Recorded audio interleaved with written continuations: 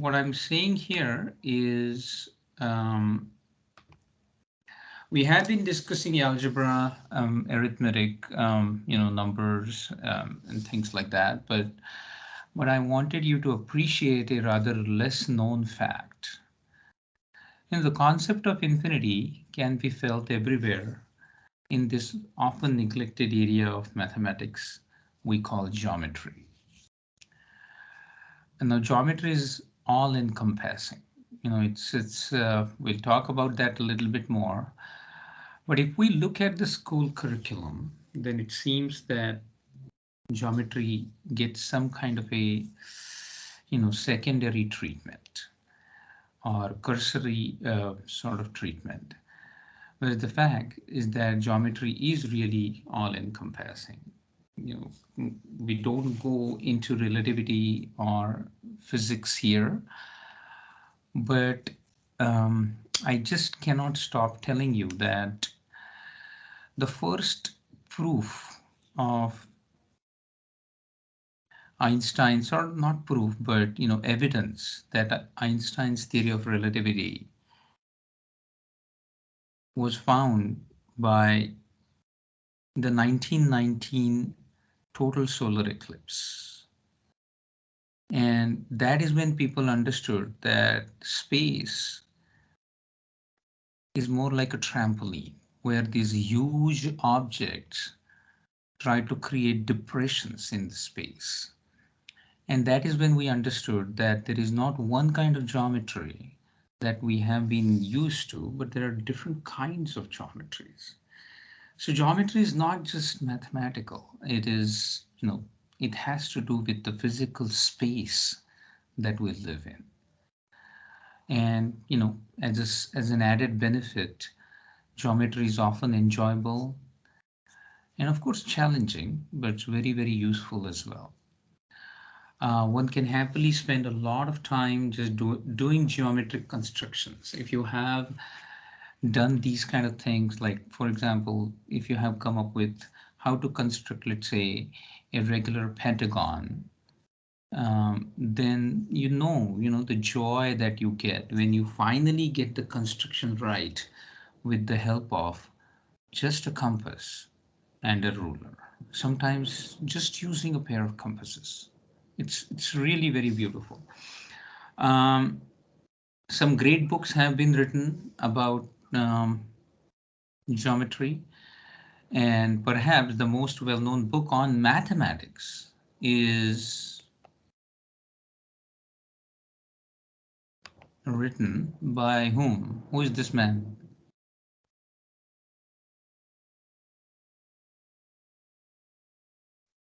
Euclid.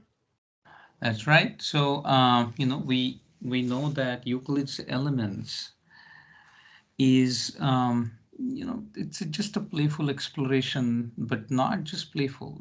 Just kind of serious description of the geometry that we now know as Euclidean geometry. He did this 2,300 years ago. I mean, it just is mind-boggling. Now that we are talking about geometry, I want to quickly mention one beautiful thing, sort of sidelight. Have you seen such images? Have you seen this image? This is actually a picture, a sketch or a drawing. And if you look at it more thoroughly, then you will see that's kind of impossible drawing. This is a drawing named Waterfall by an artist. Do you know the artist, anyone?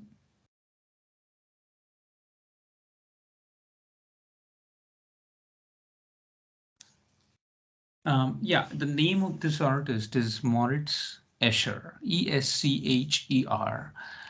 You should totally Google him up and look at some of the drawings that he has done.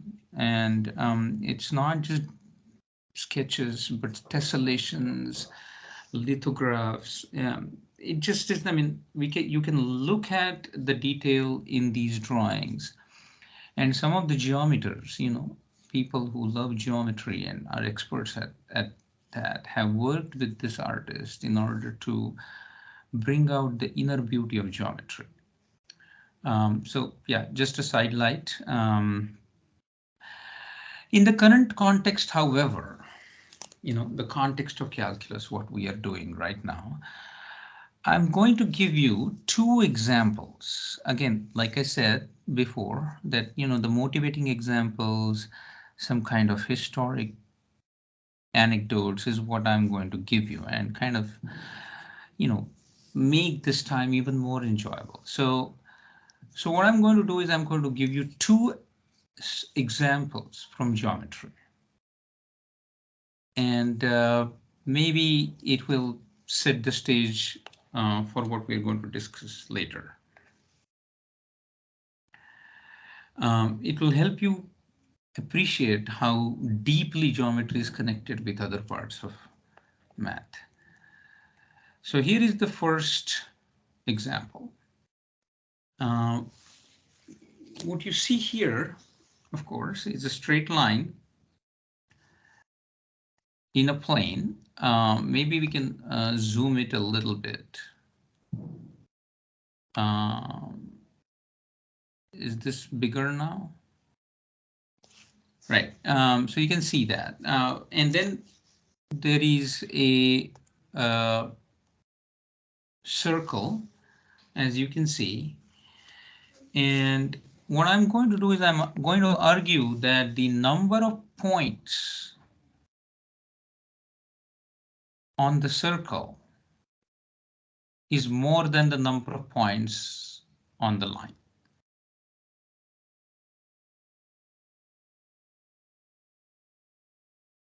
The number of points in the circle, I'll repeat, which is basically, looks like a finite closed curve, is more than the number of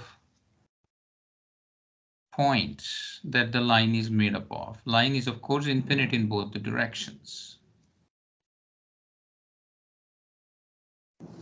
Do you, let me, argue this a little bit more. So what I'm going to do is I'm going to connect, I'm going to do it both the ways. So let's say that I select a particular point here, this red point on the line, and I'm just going to connect it with the center of the circle. Now, there is only one line that passes through it, and this line, which is going to be a diameter of the circle, is going to intersect the circle in 2 points, right? So for every 1 point, like this point, or this point, or this point, there are 2 points on the circle.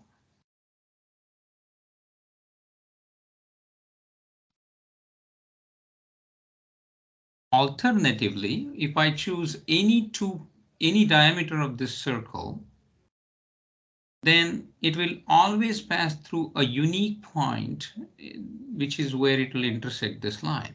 In other words, by this argument, I'm not undercounting the number of points on the line, nor am I overcounting the number of points on the circle.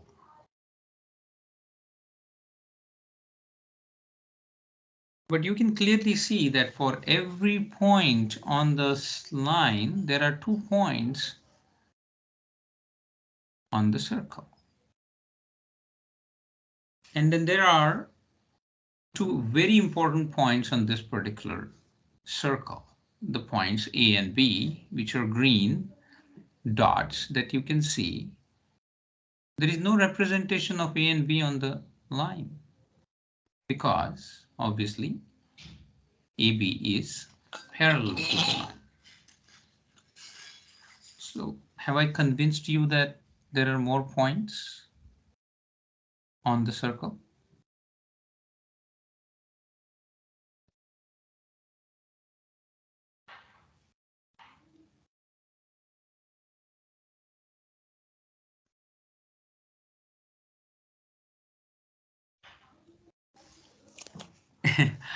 I mean, the point is that, these things are paradoxical. When we know that a line is made up of infinite points. Not only a line segment is made up of infinite points. So is a circle. So you can see that we get into slightly difficult situation when we argue about things like that. Maybe some of the notions that we had discussed when we were discussing abstract infinite sets may come to our rescue here. We are going to return to this point, but this is really very important. See, look at how easily geometry made it visualize for us. Asim was asking me one day about, paradoxes in mathematics. Now, this is one of the paradoxes. On the one hand, it appears as if this is infinitely long line. It ought to have more points than on the circle. On the other hand, we just argued that for every point on the line, there are 2 points on the circle,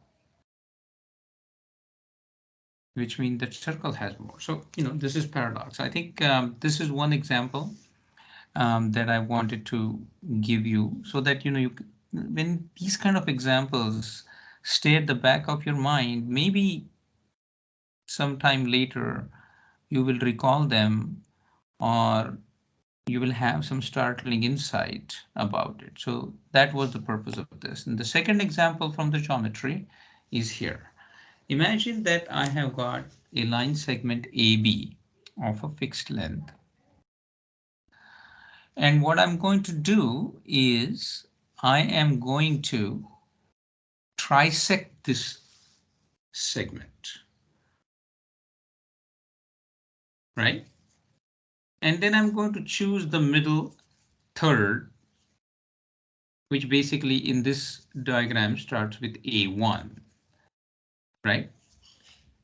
And let's just call this one, which is not named, B1. So I'm going to select A1, B1, which is the middle third. And I'm going to do that same thing again. I'm going to trisect that.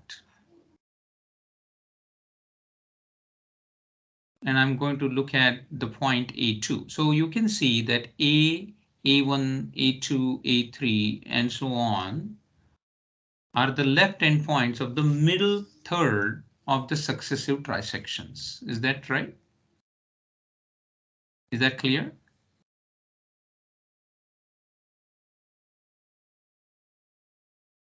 Right? I'm just trisecting every middle segment, choosing middle segment, again trisecting, choosing middle segment, again trisecting.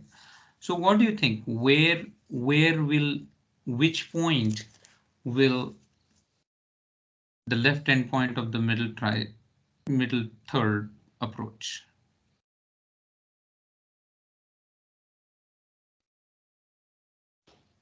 with respect to the original segment AB? Towards the center. It would be the midpoint, right? Now you didn't have to. That's good. So you're right, Arav. I mean, this is how it is going to be, and you can just visually see that A1, A2, A3, AN, they approach the center, the midpoint of AB. It will never be able to cross AB. See how the language is kind of similar. The language is similar to that of the infinite series, always approaching some limit, but never being able to cross that limit. So this is a visual representation of that. What is also beautiful here is that every systematic bijection or every systematic bisection or intersection of this line is going to go to a particular point.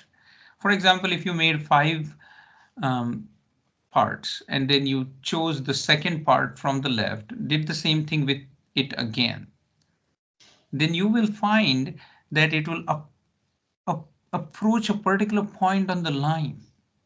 Every single systematic division of the line will do the same thing. And just playing with this on GeoGebra or Desmos or wherever, or even using your own compass is just going to be immensely interesting. And the fact is that this is related to what we are going to learn. So this was the second example. Um, I'm going to quickly do another sidelight, and then we're going to do a little more technical discussion. Um, and I'm just going to do this a little bit. Yeah, okay. Um, as we just saw that we can experience the idea of limit or the limiting condition in geometry as well. We saw the left-hand side limit, the right-hand side limit, um, functions with limits not existing. You remember the DNE slide with two thumbs up, and all of these things we have seen, but we are still looking for something rigorous, something bulletproof that works satisfactorily for all kinds of functions, all functions imaginable.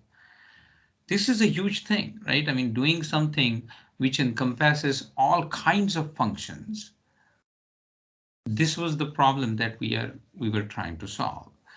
But before we go there, I have got to draw your attention to an oddity. And here is the example, or here is the symbol that is ubiquitous in all of math, right? The symbol of equality, which says that one side is equal to another side. And then one can argue that this is what we do in mathematics. We try to prove that something is equal to something else. But I'm going to draw your attention to something different. Look at these things. What are these symbols? These symbols are obviously not equal to, greater than, less than, greater than, or equal to, and less than or equal to. And what I'm going to say now is that often most or many of the results in mathematics are inequalities. Rather than equalities, they are inequalities. There are so many famous inequalities. One of them is called Cauchy-Schwarz inequality. We will learn that perhaps in a slightly higher mathematical course, but there are just so many of inequalities. Do you guys have a favorite inequality? Anyone?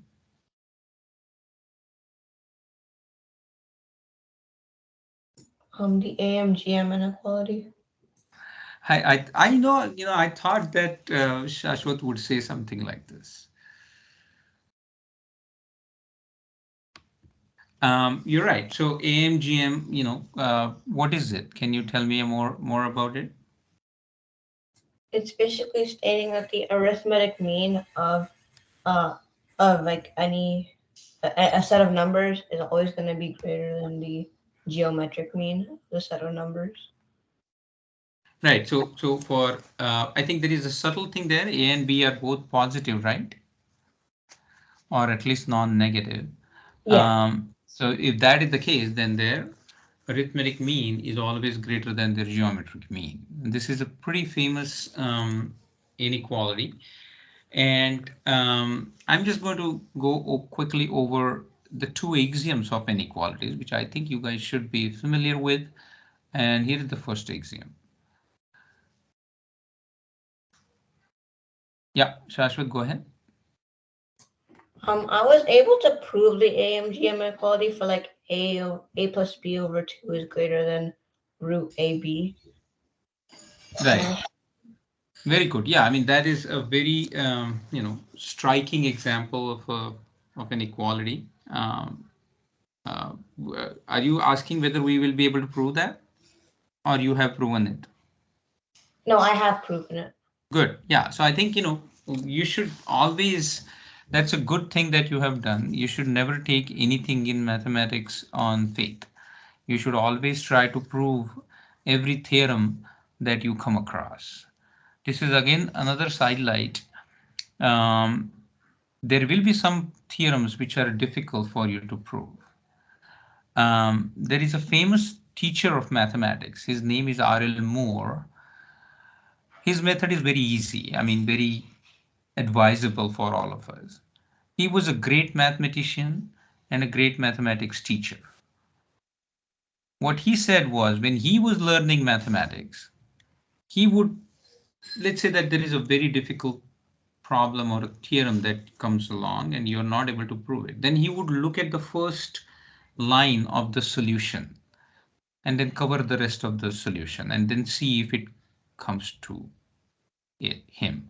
Because what's happening here is that if you just try to solve something that is just difficult, you're just not able to do it, and then you let's say make a vow that, oh, I'm just not going to look at the solution, then it may so happen that it will demotivate you. So for that not to happen, you should look at it line by line after you have given enough thought, enough you have done enough efforts. But it's great, Shashwat, that you have tried to prove it yourself, and we should all try to do that.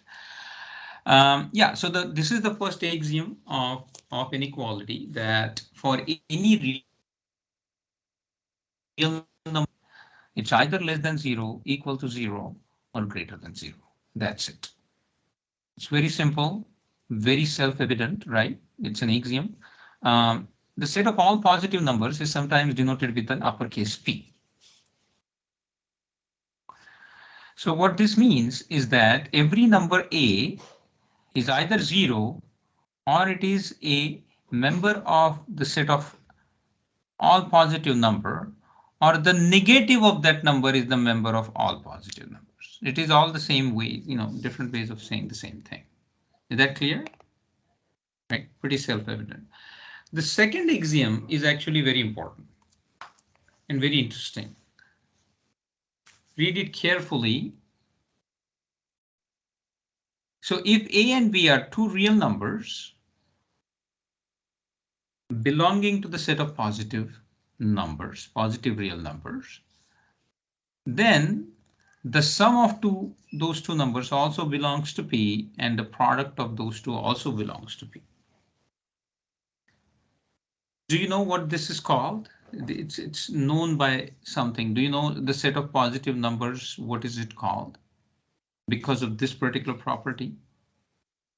First of all, you believe this, right? I mean, if there are positive numbers, then their sum also is positive, and then the product is also positive.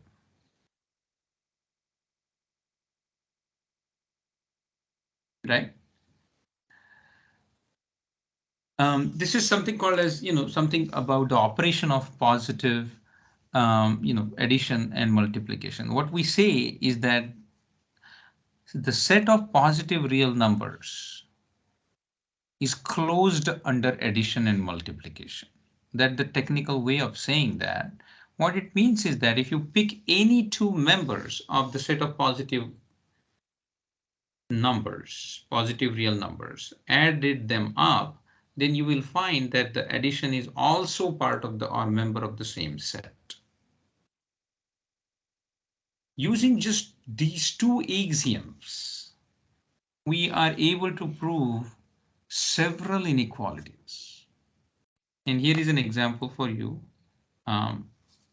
You should try to prove this. The slides are available. The link has been sent. You should refer to it and just look at these two axioms and see if you can prove this. Okay.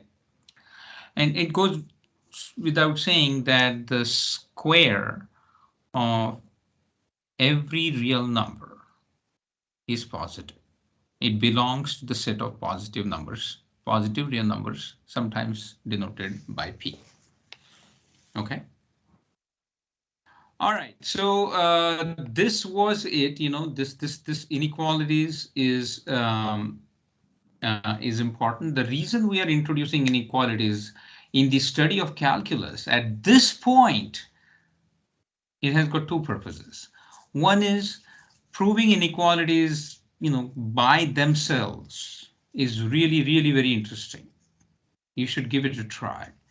And secondly, they're quite useful as we study limits rather more rigorously, as Apurva is going to tell us. I hope his uh, mic is Okay. working now. Can you hear Yeah, me now? yeah, I can hear you. Cool. All right, over to you, Apurva. If there are any questions, you guys are more than, feel free to interrupt me anytime or Apurva anytime. Okay. All Yeah, right, go no ahead. need to like raise your hand because I might not. I'll be looking at the presentation. I might not see the Skype right hand. That's fine. So I'll stop my video and my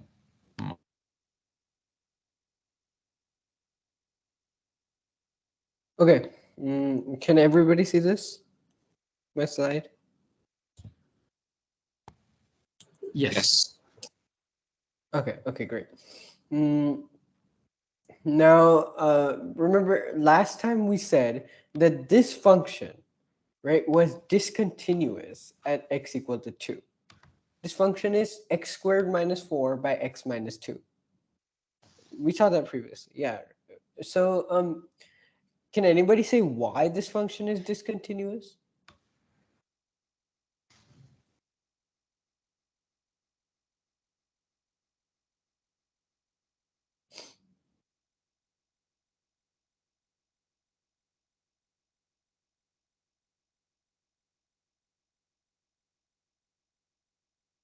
Um, I think I remember somebody saying that it was because there was a break in the function, right? Um, but can we say why there's a break? What mathematically what makes it so that there's a break right at x equal to 2 at x equal to 2? So when x is equal to 2, the denominator of the function, like x squared minus 4 over x minus 2, is 0. And when it's divided, when like a fraction is divided by 0, it's undefined. So Yeah, it's a break. that's that's a good point. Yeah, there's a break because the function is just not defined at x equal to 2. Yeah. That's so so we say that this function is discontinuous because the function is not defined at x equal to 2, right? Um, yeah, now let's look at another function. We've also seen this function before. So why is this function discontinuous? I mean, is it defined? Isn't it defined at x equal to 1? But it still seems discontinuous at x equal to 1, right? So Because the yeah, go ahead. values that the values that it's approaching from the left and right are different. Yeah, because um, so does basically we can say how do we say that in terms of the limit of the function?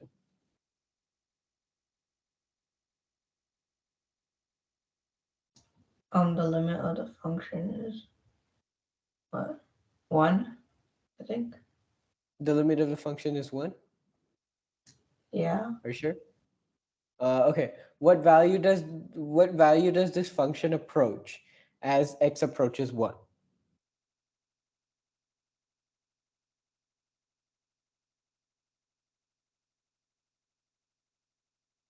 The limit's undefined because the limit from the left side does not equal the limit from the right side. That's correct. Yeah, since the limit from the left and right side do not agree, right? The limit is undefined, and so the limit at x equal to 1, because the limit at x equal to 1 is undefined, we can say that the function is discontinuous. Because we know that the function is defined. So what would be the reason for this function to be discontinuous? We know that the limit does not exist at x equal to 1. So we can say that it's discontinuous at x equal to 1. And how about this function? We've also seen this function before. So is it discontinuous?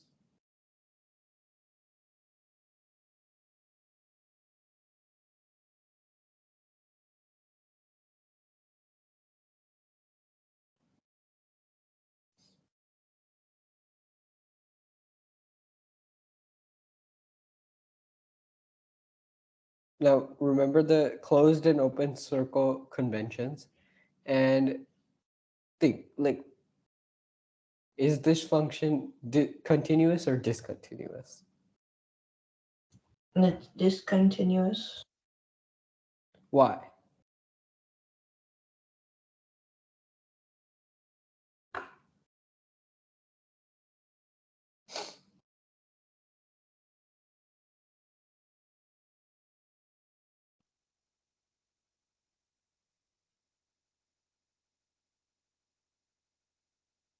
Mm, It's discontinuous because the limit at what, like that point, which is like 1.5 ish, 1.5, the yeah. yeah, the limit does not equal the point, Yeah, like the that value of the point.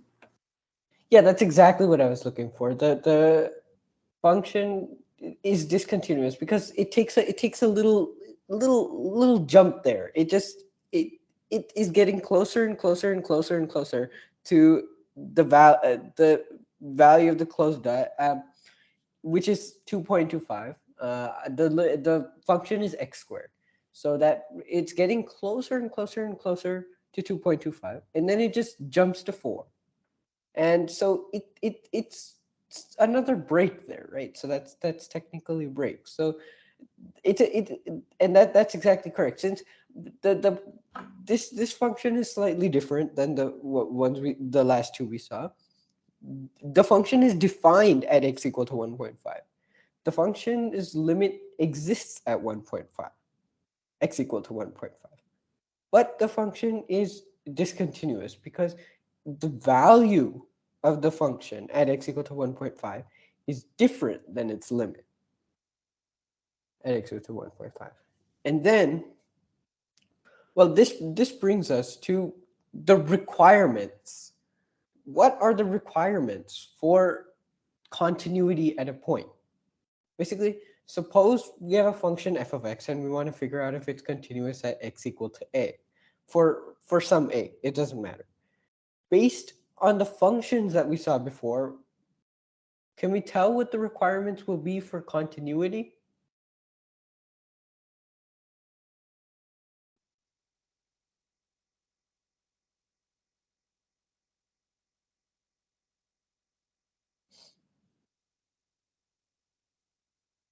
It's that the limit from the left side of the function should equal the limit from the right side of the function should equal the point, like the value of the point that we're like concerned about.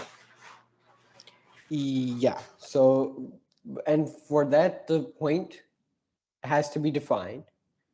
The limit has to be defined. For example, the left and right hand side limits have to be the same, as we saw in the previous one of the previous slides that said the requirement for the limit to exist. And the third requirement, as we saw in the previous graph, is that the limit of the function at x equal to a must equal the value of the function at x equal to a. So we have our three limits, three requirements. F of a is defined. Limit as x tends to a of f of x exists and is equal to f of a. Those are the requirements for the function to be continuous at some point x equal to a. Or, yeah, at x equal to a. Okay, now when we say a function is continuous, the function is continuous if it is continuous at every point in its domain. So every single point in its domain, it has to be continuous at those points. And then we can say that it's a continuous function. Now, for example, in this function 0.5x cos x. Yeah. I'm sorry, Apurva, you said that it is the function that is continuous everywhere, right? Yeah, the function has to be, if for the function to be continuous everywhere, I see. it has to be continuous at every point in its domain. Got it. And Thanks. for example, this graph of 0.5x cos x must be continuous at this x equal to 0.4, x equal to 2, and even x equal to e, or x equal to pi. Whatever x you have that is it that's in its domain, which is real numbers, it has to be continuous. And if it is continuous at every single point in the domain, which now it's slightly difficult to prove that. It's um, there are different techniques for proving the continuity of a function. Uh, because otherwise, so far, based on what we learned so far, you're gonna have to go through every single point in the domain, which is just not possible. And so there are alternative ways of proving it, and I will get to that later, actually. Yeah. Now, I will talk about the different types of discontinuities. So these functions, we've seen these before. Uh, these the discontinuities in them, we call them removable discontinuities. And specifically, okay, a removable discontinuity is one where the limit of the function as x tends to a. The limit of the function is x tends to a, and we suppose a is the point at which the discontinuity is. The limit of the function exists, but the function is discontinuous at a. In that case, it's a removable discontinuity. In the first graph, right, the value of the function at x equal to a is undefined, but in the second graph, it is defined, but unequal to the value of the limit, right? But however, in both cases, there is a discontinuity, and the limit exists for both of them at the point where the function is discontinuous. So both of them have a removable discontinuity.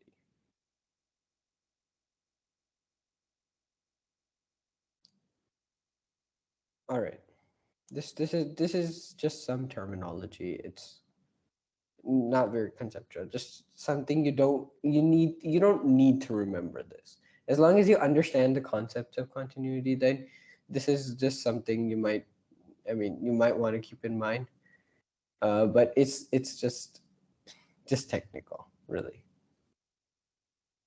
Now, we saw this function before too, and we call this discontinuity a jump discontinuity, because, well, it's the value of the function. It kind of jumps at x equal to 1, doesn't it?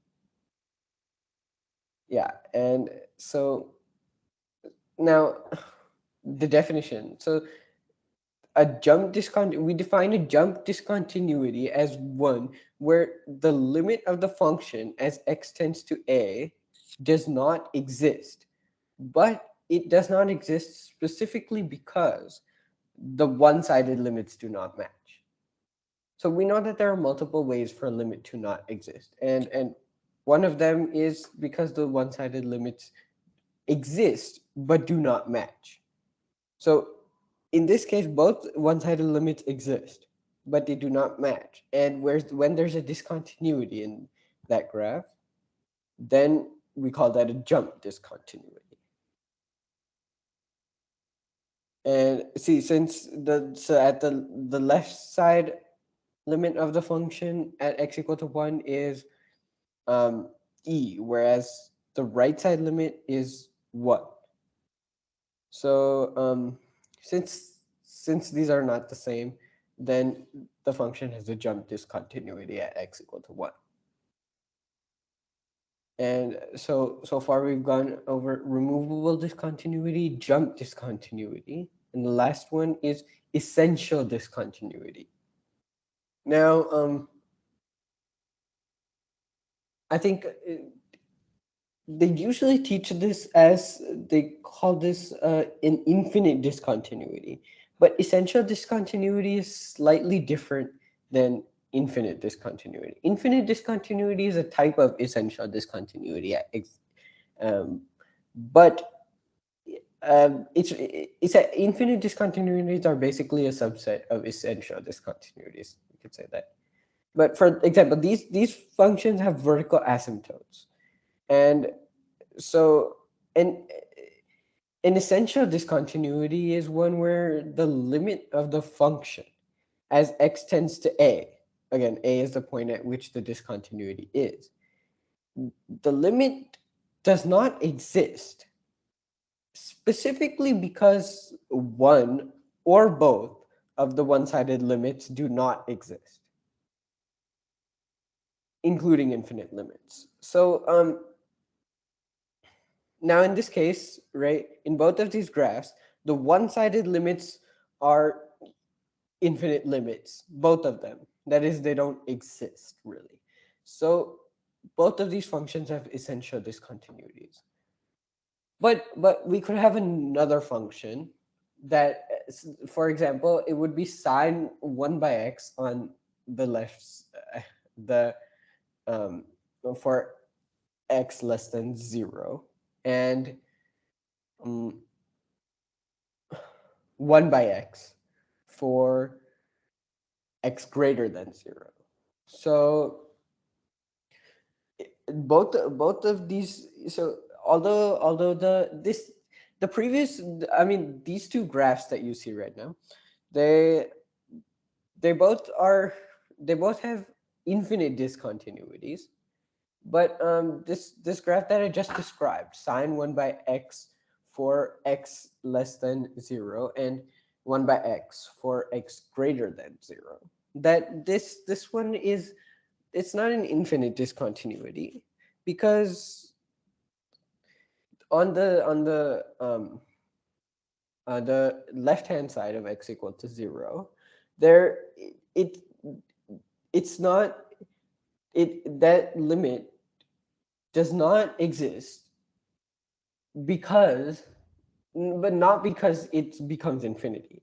It does not exist not because it becomes infinity, because it doesn't become infinity. That limit just does not exist, sine 1 by x, as x tends to 0.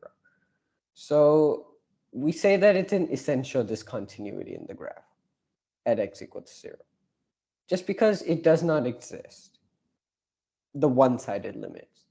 Previously, we saw that the jump discontinuity, both one-sided limits exist. But in an essential discontinuity, one-sided limits, one or both one-sided limits do not exist. And now, how about the function sine 1 by x at x equal to 1?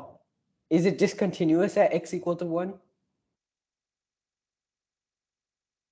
If you can pull it up on Desmos if um you need help remembering the function, or I can.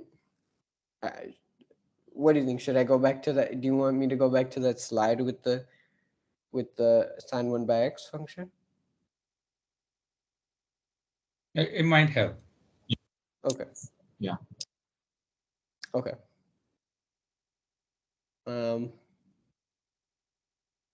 One second. A little bit. Huh. Yeah. This now at x equal to 1, okay, is, what do you think, is the function uh continuous at x equal to 1?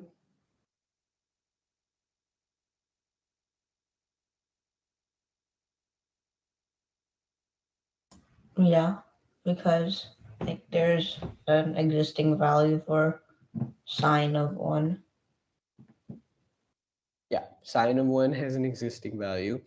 And does it, from both sides, does it seem to tend to 1, or the value of sine 1? Yeah. Yeah, so we can say that it's continuous at x equal to 1. But how about at x equal to 0?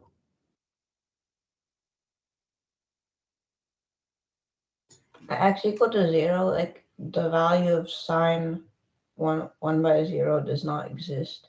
So it's not continuous at that point. Okay, it's so it there's it defies the first condition that we have for continuity, right? And how about the second condition and third condition? Does it defy those, or really it doesn't matter? But does it defy those? No, because like from both sides, it's approaching like DNE, right? And also like the limit, like what it's approaching from both sides, is the So so same. so yeah. What is the limit at x equal to zero of this? It's undefined, right? So, and from both sides, it's approaching undefined, and Um. So when you say you can't really approach undefined, no, it's you just say that it is undefined. It basically what this means, what it means when we say it's undefined is that it doesn't approach a single value, okay, right? So it's it is, yeah, you're correct. It is undefined, the limit, but so that defies the second condition, doesn't it? That our second condition was that the limit as x tends to zero must exist for a function to be continuous. So it defines that, right? yeah. And how about the third condition? Wait, what's the third condition again? It's like, Yeah, the does it third. approach thing from Maybe both sides? you can show that slide, Apurva, where we have continuity requirements. Um, one second. Let me. Yeah. Uh, this one. The third one was. Oh, so it approaches the same thing from both sides. The limit is the same. Are you sure it approaches the same thing from both sides? What's No, f of a? no, because you can't approach undefined, right? So it doesn't really. Yeah. So what's f of a? Um. Sorry, I meant f of a at when a is zero. So sine of 1/0 is really what Oh, it that's undefined, right? is, right? So And the limit of sine 1/x as x tends to zero. undefined does not Yeah. exist. So yeah. So the question is undefined equal to undefined? I mean,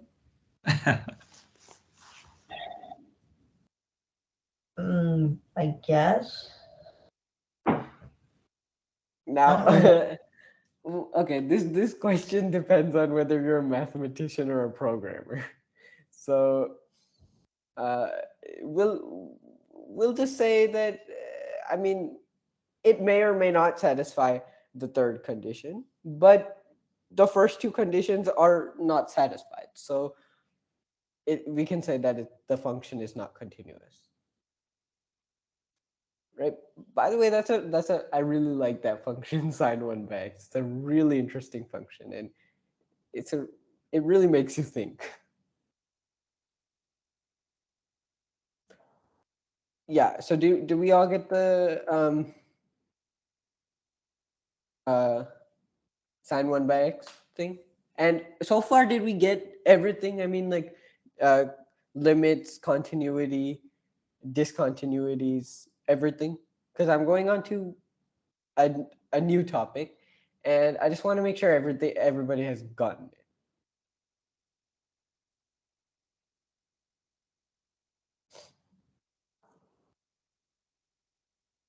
Uh, okay, okay, I'll take that as a yes. Um, that's that's good. Just we have to make sure to. It might take a while. You don't have to remember limits like that. You can just figure. Usually, they're not very tough to figure out, but it's much more work actually memorizing the limit than it is calculating it again. So it's or just thinking about it again. It's always it's a better thing to think about it again. So next thing I want to go on to, first we'll just talk about an interval notation, which will come, it'll come back again. Uh, a lot actually. So this is just useful to know, really useful to know, and I would say borderline necessary to know, because I mean it would just it's always better to know the notation. So we Shashwat wants to use say something. oh yeah, go ahead. So I have a question about interval notation. So if Uh-huh. you were to like write the set of all real numbers in interval notation, would it be like minus infinity comma infinity in just normal parentheses? Okay, normal parentheses or brackets? I think normal parentheses because I mean they're kind of infinity is like an undefined thing, so I can't really include it, right? Yeah, you make yeah you that's that is very interesting. Yeah, you can't really include infinity. What does it mean to include infinity? I mean, you'll get closer and closer to infinity, and every number that as you get closer and closer to infinity will be included, right? But infinity you can't include that, right? So that would be the set of real numbers, right? That's a really good question. Good. That's and it's an interesting thing to think about too. Yeah, and to make sure you got the concept of interval notation. Yeah, so it's this is very simple. It's just a notation. It's just the brackets say that this the value next to it is inclusive. The parentheses say the value next to it is exclusive, and then there are two numbers in the interval saying that between these two values, and you can represent every single real number between those two values. Yeah, that there's not that much uh, one thing we can do with intervals is we can determine the continuities over an interval, and interval notation helps in that. Okay, now, are there any questions about anything we've covered so far? Because I'm going on to a new topic. I mean, continuing with this topic, it's going to be very interesting, though. Any questions? No? Okay. All right. Now, so far, we've only defined limits qualitatively, right?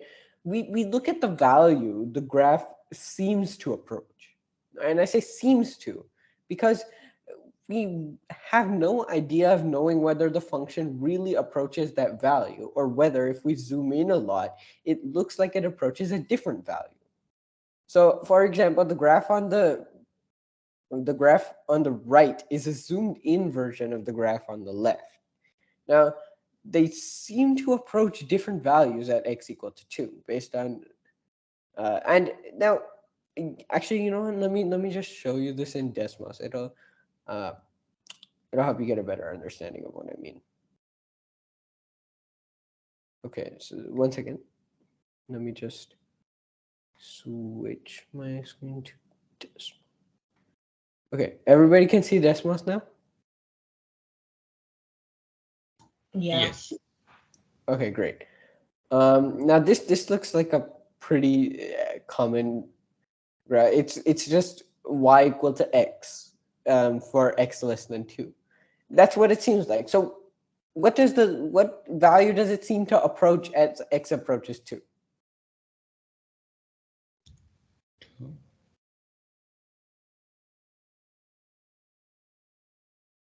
Yeah, sorry, go ahead. Yes, yes, go ahead. Wait, wouldn't it technically never reach 2 because it's less than 2? Yeah, uh, or what if it's less than or equal to 2? You never know. Yeah, then it would reach 2. And but again, that's not what we're thinking about, right? We're just wondering what value this it approaches, right? Not we don't care about what happens at x equal to 2. We care about what value it approaches at x equal as x approaches 2.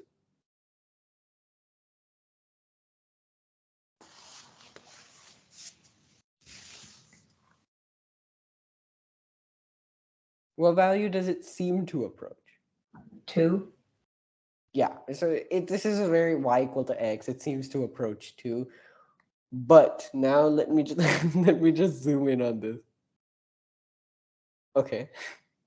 So this is 2, right? As you can see here, right? This is 2 right above it. But it's on track to approach 2, but it actually, as we can see, uh, it's actually approaching, as x approaches 2, it's actually approaching 1.99. Right? Does everybody see that? And something cool is that if I zoomed in further, I mean, so I made this graph specifically to do that, but I could have even put in something that when you zoomed further, it would tend to something that's not 1.99. It would look to tend to something that's different than 1.99.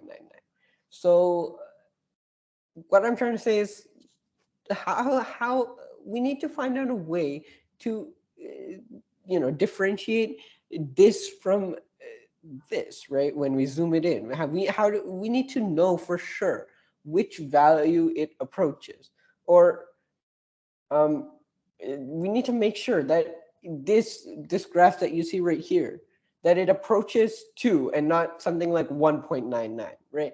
It's about, okay, this is how I made this. Okay, basically I defined y equal to x for x less than 1.9. Basically, yeah, I just made it approach some other value. It's a very simple. It's y equal to x until x equal to 1.995, and then it changes. It becomes 3.99 minus x. Again, it's just something small, but we need to, the question we're faced with now is how to make sure that a graph like this actually approaches 2 and not 1.99 when you zoom it, right? Why, how do we make sure that it actually approaches 2?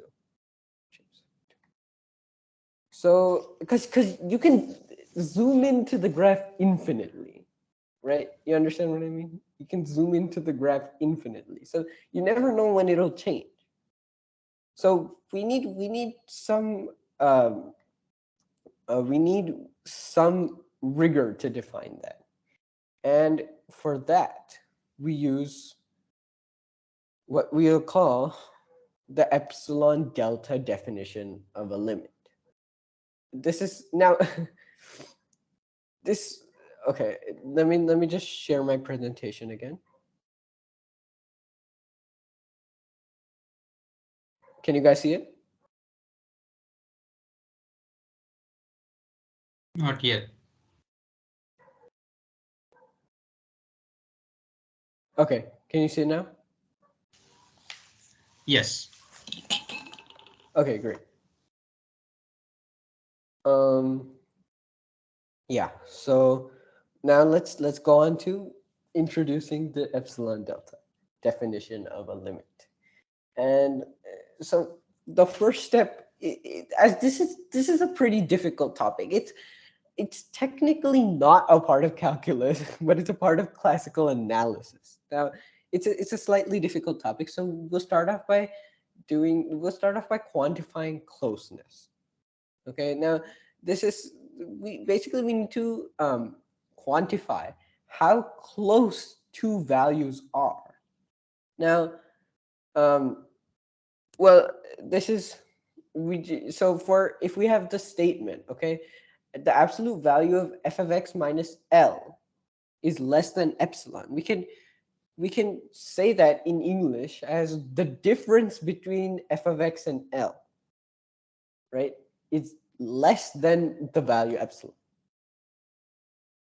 So basically f of x minus L, right?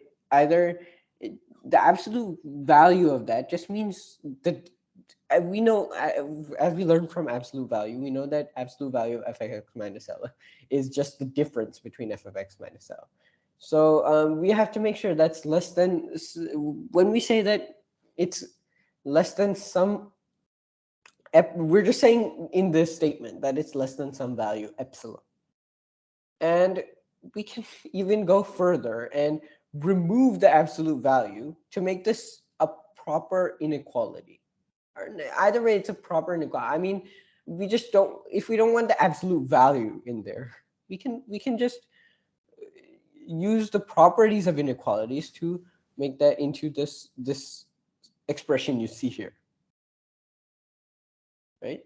And similarly, if we have 0 less than absolute value of x minus a less than delta, this is our statement. We say that the difference between x minus the difference between x and a, right, is less than the value delta, but greater than 0, which means x cannot be equal to a. And so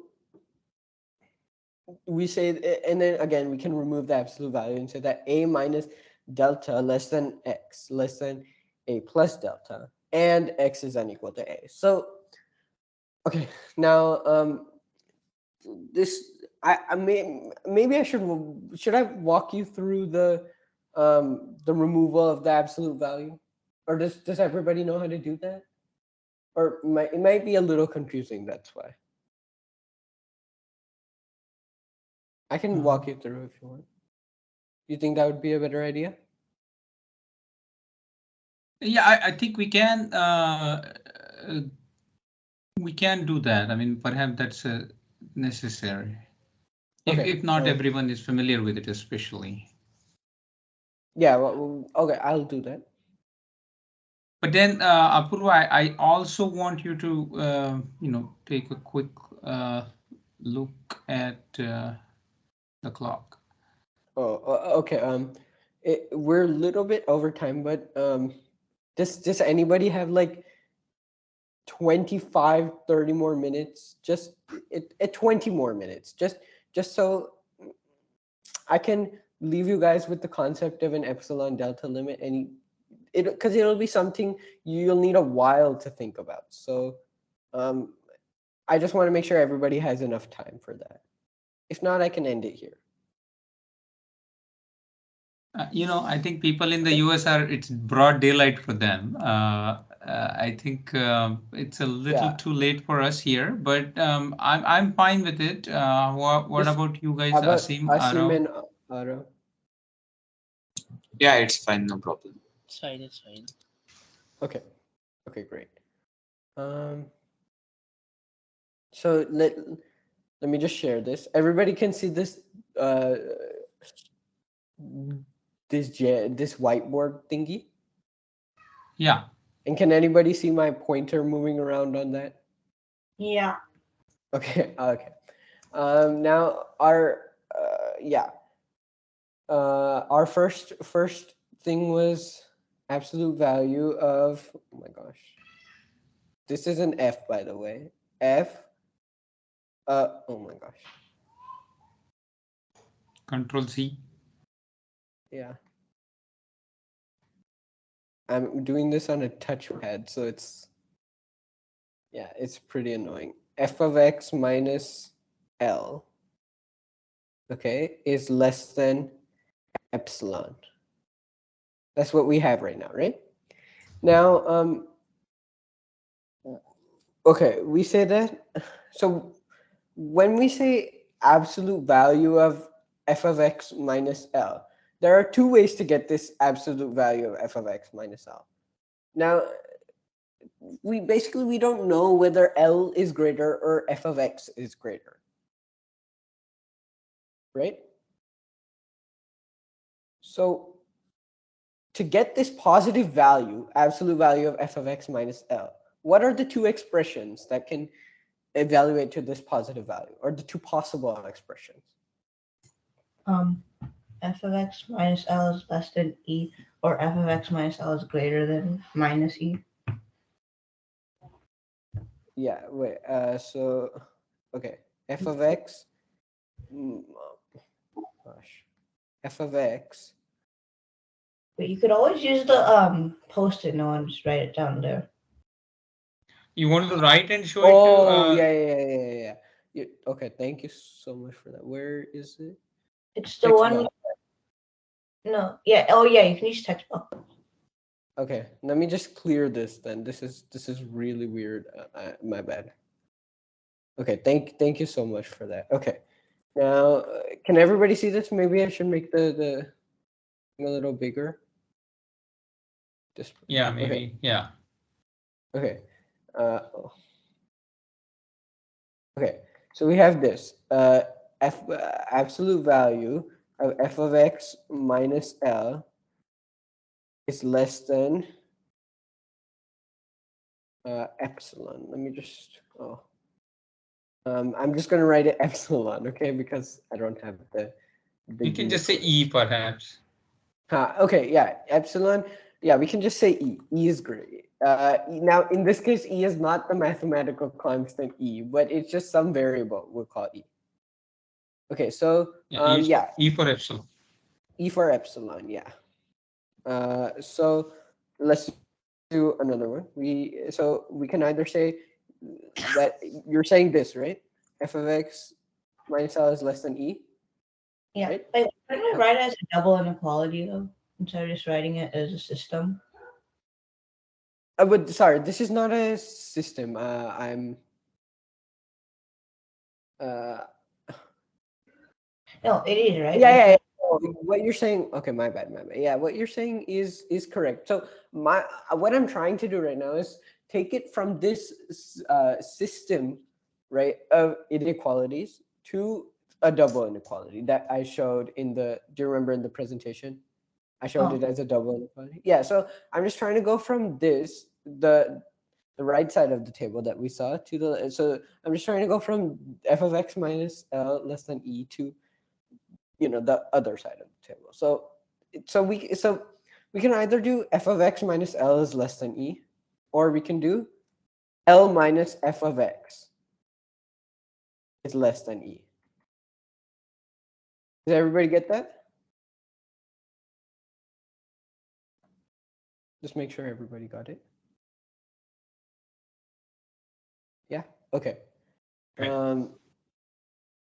Okay. I will. So from there on, we know the properties of inequalities, and so we'll take this and we can add L to both sides, and we get L plus E, right? We can do the same thing for the. Basically, let's try just like I did in the presentation. Let's try to isolate f of x. So what we can do is f of x. So L minus f of x is less than E. What for that we can do? Um, we can subtract L from both sides, and we get minus L plus E. L minus E or minus L plus E, right? And from there, right, what we can do is we can divide it by minus 1. So that removes this minus sign, removes this minus sign, and change the sign to a plus. This is just basic algebra. And then also switches this to a greater than or equal to sign, since we divided by a negative number. Again, algebra. Now, Or that you can now use the axioms that we covered before as well for the same thing. I think Hashwat also that, had some questions. Sorry about that. oh, Never mind. It's okay. no, go ahead. Sorry about that. I didn't see it. Like what I just saw, I just wrote it as like we just learned to write as a double inequality. It's saying like minus E is less than f of x minus L, which is less than E, and then you can just solve it like that, right? Why did Yeah, we have to go through all of the other stuff? Is that that just the that's explanation of how to get there? yeah. Actually, that's you know what, that's a really good way to do it. That's a quicker way to do it, and I'll show that for the next one. But just from these two inequalities, we can just do um, L minus E is less than f of x is less than L plus E, which is our double inequality, and which is what I had shown there. Yeah, now let's go to the other one, which is what Joshua said. And sorry, I'll use the method that Shashwat said, that's also a good method. That's probably a better method. I like that method better. I think what you did was like how to get to that. Mine is just skipping a bunch of steps. It's just I mean, usually it's a quicker method, definitely. D for delta, okay? I'm gonna do that. Okay. This is our original thing. Now,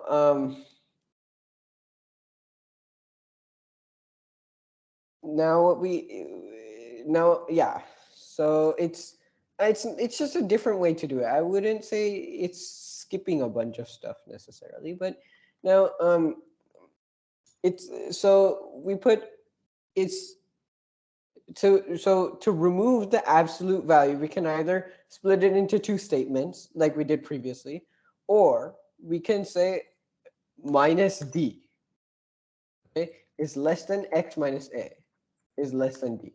Now, again, properties of inequality. I mean, absolute. This part is important. It's just importance of absolute value, and it's how to remove the absolute value basically. So, either x minus a is so basically x minus a has to be between d and minus d. But we have to add. Yeah, sorry. you forgot the zero part, but that doesn't really matter because absolute value is always going to be greater than zero. Yeah, Oh, yeah. It could also be equal to zero, right? So yeah. So we have to put here x x equals equal a. to 0. Yeah. Sorry, my bad. Sorry. X To a. that's a. Yeah, correct.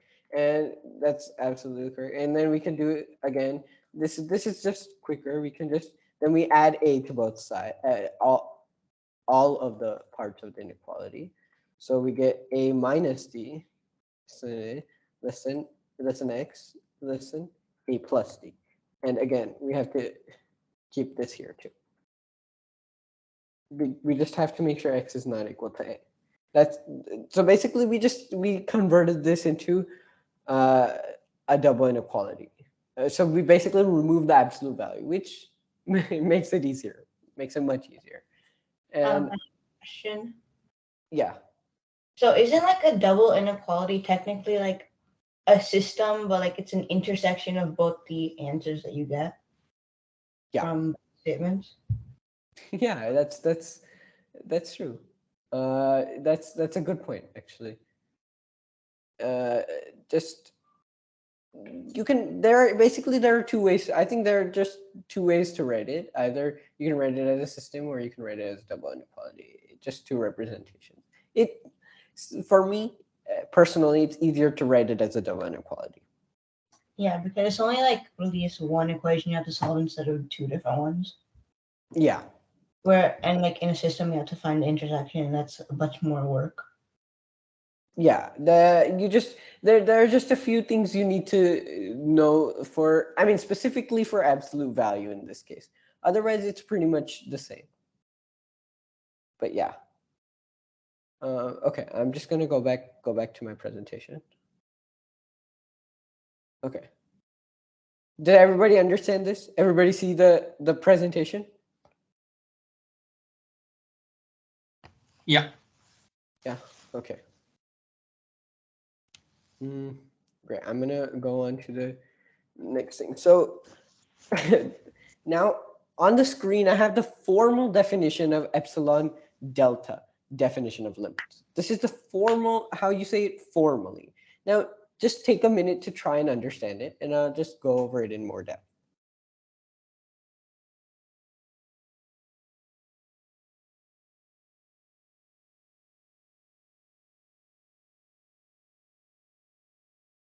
Just read it through once, maybe twice, and see if you can and try to understand every part of it.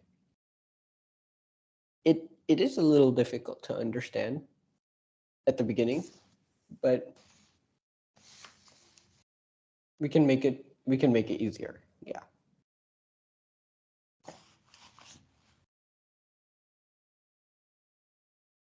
Okay. Are there any questions? Okay. I'll go ahead. Let's try to make this simpler, okay? So we can use the English translations we made in the previous slide to make this easier to understand. And so let's try to make this easier to understand. Why don't I use a laser pointer to highlight some parts of it? Okay. Everybody see the laser pointer? Yeah. Okay. No. No, can't see it. No, I said yeah. Okay. Okay. Now, we want to prove we say that the limit f of x as x tends to a is equal to L. We say this is true, right? Or we say that this limit exists and is equal to L.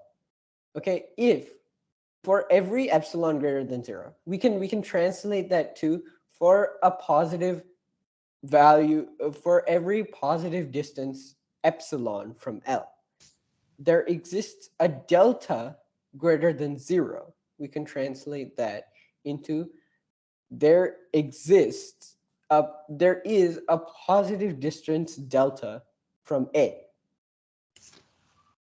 Okay, and such that if 0 less than x might say less than delta, then basically this part can be translated into if x is closer than closer than delta. Okay, if it's closer than delta, basically it's less than delta away from a, and x is not equal to a, then f of x is less than epsilon away from L. That is, f of x is less than epsilon away from L.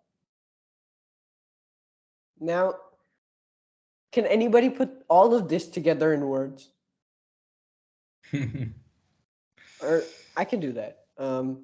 So it might be a little tough. Let's just put it all together now. Okay, we're putting it all together. Now we say that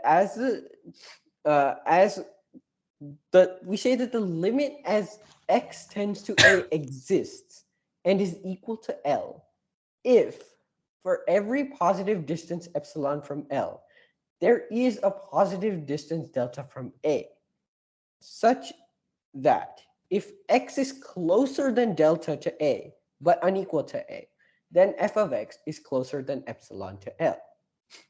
And take a minute to digest that, because we can split that into parts again. Wait, are epsilon and delta just variables? Okay, so epsilon is just some value you're given, Some and positive value. some positive value, and delta is you choose delta, which yeah I'll come to, but you choose delta. But yes, they're just some values basically. So in other words, if you can choose delta that satisfies this definition, then we're good.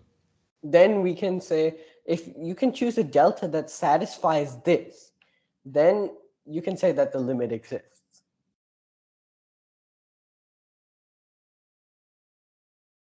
Now I'm going to split this into parts again, which will make it much easier.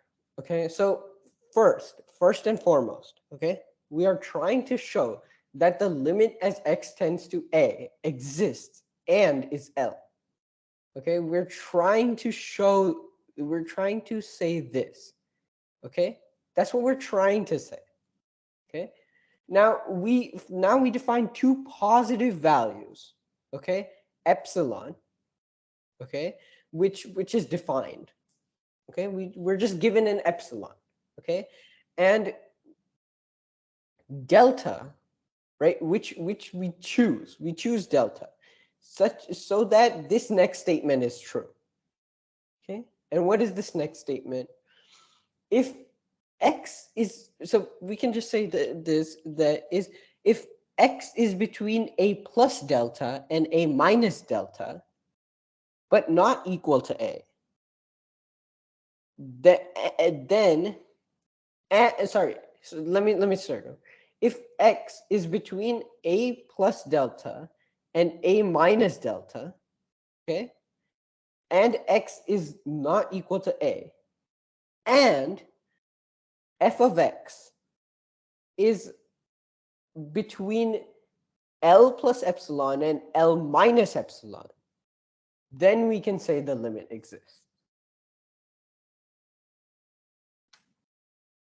Again,